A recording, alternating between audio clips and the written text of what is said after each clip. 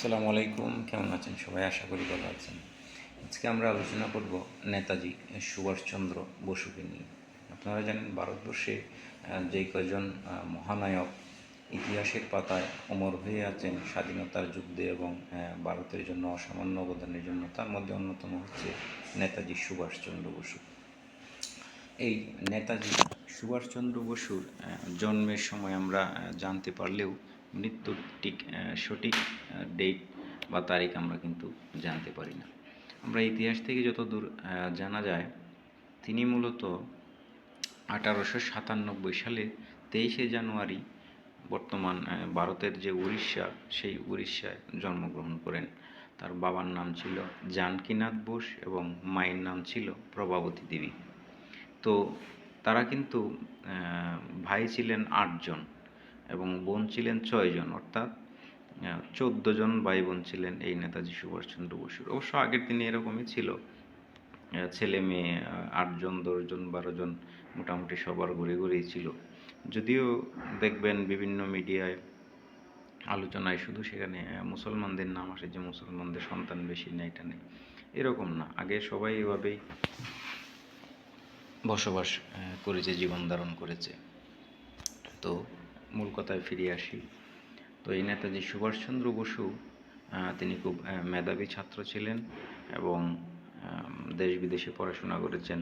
তিনি ভারতের কলকাতা কলেজের স্কুল পড়াশোনা শেষ করে তিনি লন্ডন চলে গিয়েছিলেন, কারণ তার বাবা যেহেতু একজন প্রভাবশালী ব্যক্তি ছিলেন, তাকে লন্ডনে পাঠান।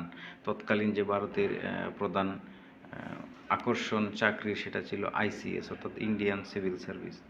সেই আইসিএস চাকরিও তিনি পেয়েছিলেন।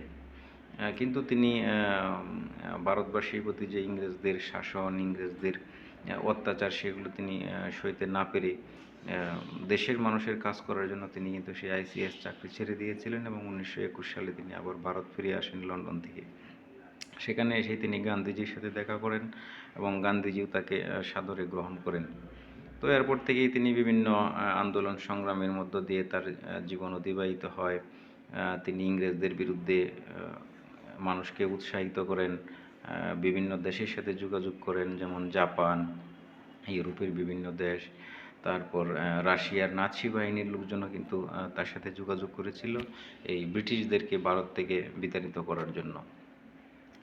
তো এরপর তিনি দীর্ঘ আন্দোলন সংগ্রামের মধ্যে তার অন্যতম উল্লেখযোগ্য হচ্ছে তিনি কংগ্রেসের সভাপতি হয়েছিলেন এক সময়, এবং কি বলে ভারতীয় মুক্তি ফৌজ নামে একটি সশস্ত্র সংগঠনের নেতাও তিনি নির্বাচিত হয়েছিলেন, যার মাধ্যমে তিনি ব্রিটিশদের বিরুদ্ধে আন্দোলন করেছিলেন এবং যে মণিপুরের যে ইম্ফল, কোহিমা, সেখানে তিনি ব্রিটিশদের পরাজিতও করেছিলেন এবং স্বাধীন ভারতের পতাকা উত্তোলন করেছিলেন। অর্থাৎ নেতাজি সুভাষচন্দ্রের জীবন থেকে আমরা যতটুকু জানতে পারি, তিনি মেধাবী একজন স্টুডেন্ট ছিলেন।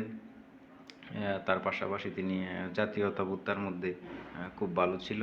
তিনি দেশের জন্য অনেক পরিশ্রম করেছেন, কিন্তু আফসোসের ব্যাপার হচ্ছে তিনি কিন্তু আসলে স্বাধীন ভারত দেখে যেতে পারেননি। তিনি 1945 সালে দ্বিতীয় বিশ্বযুদ্ধের সময়, জানেন, ব্রিটিশরা যেরকম ব্রেনিশ ছিল, ভারতীয়দেরকে তাদের পক্ষে নেওয়ার জন্য বিভিন্ন অফার দিয়েছিল। অনেকে ভারতবাসী যে স্বাধীনতার, তাদেরকে স্বাধীনতা দেওয়া হবে, তারা যেন ভারতের সৈনিকেরা যেন ব্রিটিশদের পক্ষ হয়ে যুদ্ধ করে।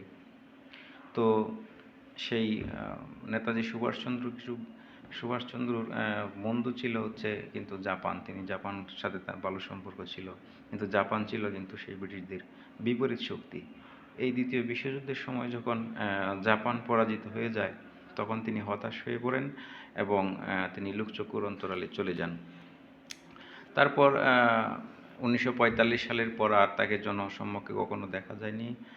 অনেকেই ধারণা করে থাকেন তিনি হয়তো জাপান যাওয়ার সময় বিমান দুর্ঘটনায় মারা গিয়েছিলেন, বা যেভাবেই হোক তিনি আর ফিরে আসেননি আমাদের মাঝে। তো এই ছিল নেতাজি সুভাষচন্দ্র নিয়ে আমার ছোট্ট আলোচনা। কেমন লাগলো তা অবশ্যই কমেন্ট করে জানাবেন। ধন্যবাদ সকলকে।